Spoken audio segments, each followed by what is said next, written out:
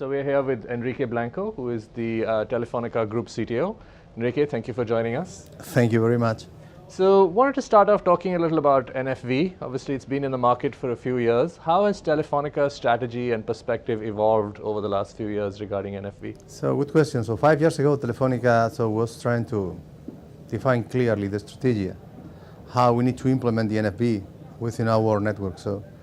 We took the decision not only to think in NFV implementation, we took the decision trying to implement the NFV capabilities and to implement the cloud services capabilities and hosting it in a single infrastructure model that is called Unica. Once we do that, we know that we need to push clearly the strategy trying to find an orchestrator that can help us trying to manage a multi-tenant and multi-vendor approach. This has been no easy 5 years ago, so it is extremely difficult to convince the industry that this could be a very good way to run. And today, so we are implementing our strategy in the NFV, but not NFV itself, looking for virtualized pieces, trying to host in nobody knows what server or data center. So we are implementing the NFV strategy. So trying to guarantee that we are in the right infrastructure. We are defining clearly our orchestrator capabilities, and we today can affirm that we are really trying to implement all the NFV capabilities that the industry is providing, being hosted in our infrastructure, and we are preparing our NFV capabilities, our Unica infrastructure, trying to guarantee that the pieces of the 5G, they will be landing in our infrastructure in a smooth way, and we can guarantee the interoperability of these new features. Has that also required a change in your telecom cloud strategy approach, step by step?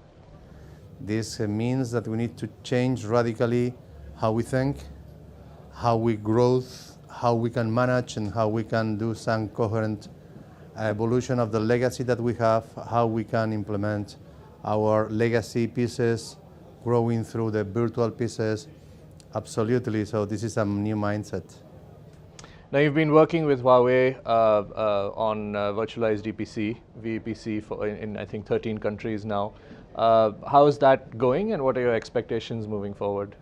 So today within our infrastructure that we call Unica, so we can look for the best approach in terms of quality and cost.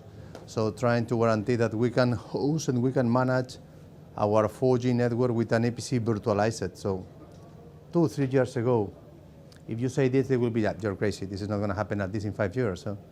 So we decide, because we know when we can host this virtual function, and we know that the Huawei has today the right technology, and he's doing a very bold approach. And this applies to the virtual EPC, but can apply to IMS or PCRF or whatever. So right approach, right capabilities, and especially trust in the evolution, and to be sure that this is not going to happen, nothing wrong in our networks. Great. Well, thank you very much, Enrique. Thank you for joining us again. Thank you for your time.